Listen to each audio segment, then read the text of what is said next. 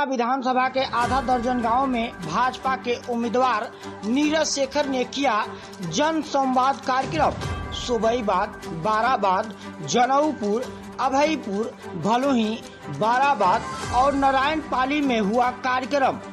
वहीं सांसदीय निर्वाचन क्षेत्र 72 बलिया के भाजपा उम्मीदवार राज्यसभा सांसद नीरज शेखर ने रविवार को विधानसभा क्षेत्र के फेफना आधा दर्जन गाँव में जन संवाद कार्यक्रम के तहत जनता जनार्दन से मिले और प्रधानमंत्री नरेंद्र मोदी को खुद को लिए आशीर्वाद मांगा।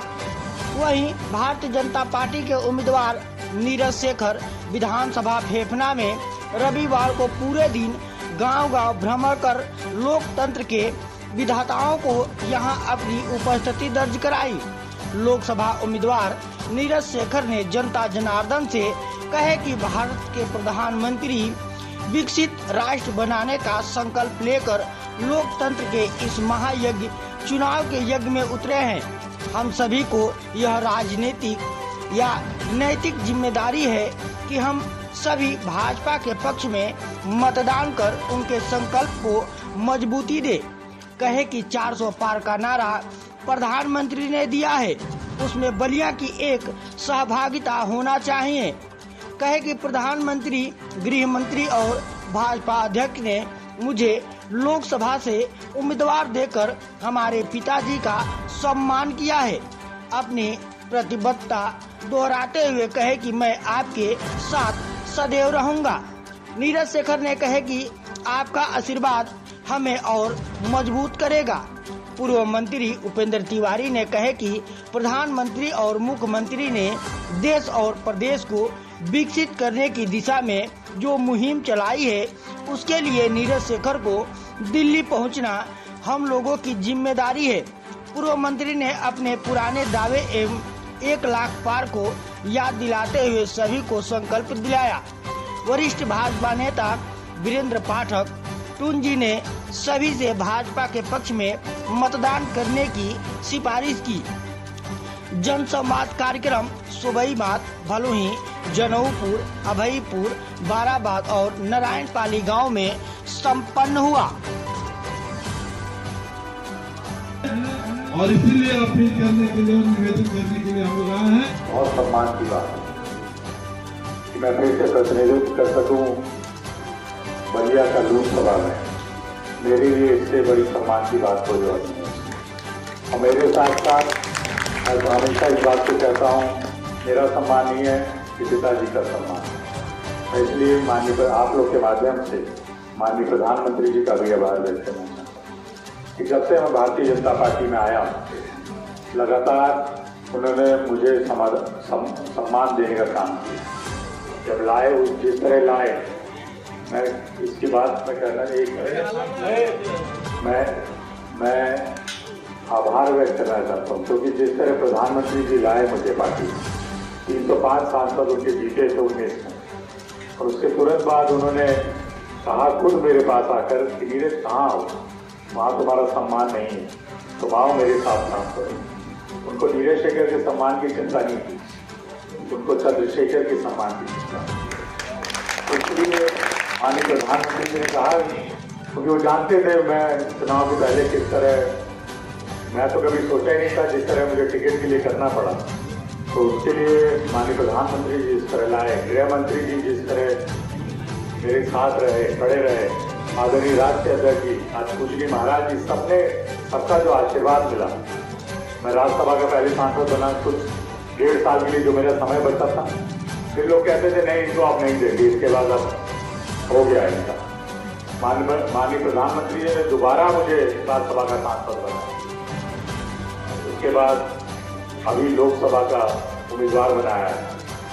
मुझे इसके लिए आभार व्यक्त करता हूँ माननीय प्रधानमंत्री जी, क्योंकि मेरे लिए आपके लिए काम कर सकूँ फिर से, क्योंकि आप लोगों ने मुझे बनाया। मैं बार बार इस बात को कहता हूँ, 2007 के पहले पिताजी मुझे किसी मंच पे नहीं जाने देते। मैं उसके साथ 14 साल घूमा हूँ। 14 साल कोई छोटा सा नहीं होता। कॉलेज खत्म किया, उससे 2004 के चुनाव तक मैं उसके साथ पूरे देश में गाड़ी से, प्लेन से, ट्रेन से मैं पूरा देश घूमा। एक बार हम लोग 4-5 महीने में 20-22 हजार किलोमीटर चले। गाड़ी तो पूरा गेट का विरोध कर रहे थे, तो हम लोग पूरा उनके साथ में घूमता था, उनका फोटो खींचता था, वीडियो बनाता था। लेकिन एक बार भी उस समय में उन्होंने मुझे मंच पे कभी नहीं आया, ना किसी से कहा कि ये मेरा बेटा है, कभी नहीं कहते थे, क्योंकि वो नहीं चाहते थे कि उनके कंधे पे चढ़कर हम लोग राजनीति में आए। तो इसलिए जो बार बार कहते हैं लोग कि परिवारवाद में हमको भी जोड़ते हैं, लेकिन ज्यादातर लोग नहीं जोड़ते क्योंकि जानते हैं सत्यता। हमने भी, मैंने ये नहीं कहता हूँ कि मेरे को बड़ा आसान, मेरे को बड़ी मुश्किल करनी पड़ी, आसान रहा तो पिताजी की वजह से मुझे टिकट मिला और आगे आप लोगों ने बढ़ाया। अगर 2007 में आप लोग नहीं होते और 2009 में आप लोग नहीं होते तो नीरज शेखर यहाँ एक सांसद के रूप में कभी नहीं खड़े। ये आप लोग का आशीर्वाद, और इसीलिए मैं आप लोग से आग्रह और विनती करने आया। अब मैं मानता हूँ कि आप मेरे पिता तुल्य हैं, आप मेरे भाई हैं, आप सब लोग मेरा अच्छा भविष्य देखना चाहते हैं और उसके साथ साथ इस देश का अच्छा भविष्य देखना। और ये तभी मुमकिन है जब अगला 5 साल माननीय प्रधानमंत्री जी फिर से प्रधानमंत्री, उन्होंने लगातार इस देश के लिए काम किया। माननीय मंत्री जी ने भी बताया, आप तुलना कर सकते हैं, आप सब लोग यहाँ पढ़े लिखे लोग हैं, 14 के पहले क्या स्थिति थी, 14 के बाद क्या स्थिति, किसी चीज में तुलना नहीं की जा सकती। विकास अगर आप देखेंगे तो हर, चाहे रेल हो, चाहे रोड हो, चाहे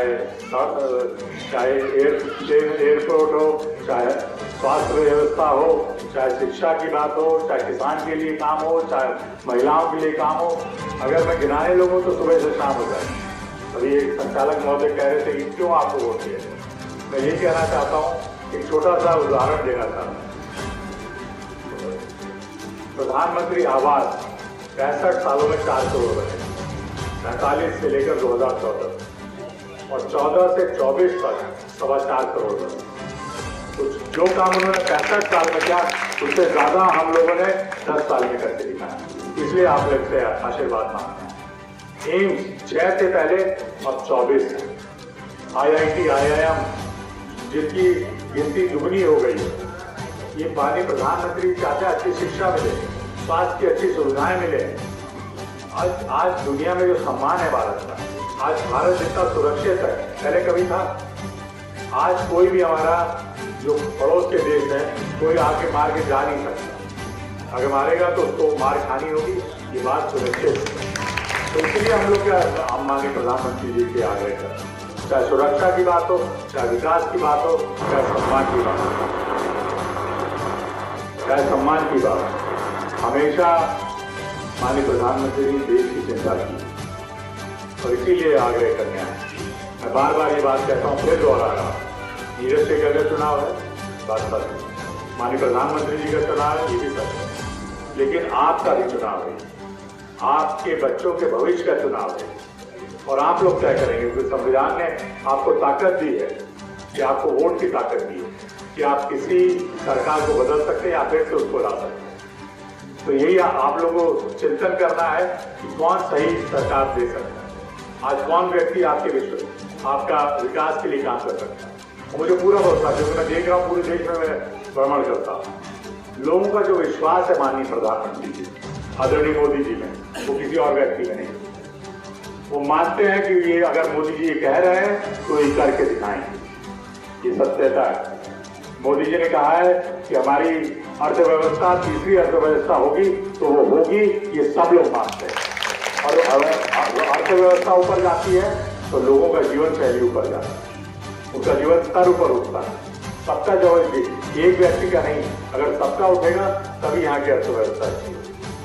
मैं फिर से आप लोग से अनुरोध और विनती कर रहा हूँ, सभी अगर मेरी माताएं बहनें आवाज सुन रहे हैं मेरी, मैं उनसे आग्रह करना चाहता हूँ, 1 जून को हो सकता है गर्मी पड़े, लेकिन आप सभी लोगों को निकल कर घर से एक वोट निकले, यही आग्रह है। और बूथ पे जाकर कमल का बटन दबाए, यही आग्रह और विनती करने आया था। मुझे पूरा भरोसा है, यहाँ सब हमारे अभिभावक बैठे हैं, आप लोग का आशीर्वाद मुझे मिलेगा, मेरे साथ साथ मेरे नेता आदरणीय प्रधानमंत्री जी को मिले।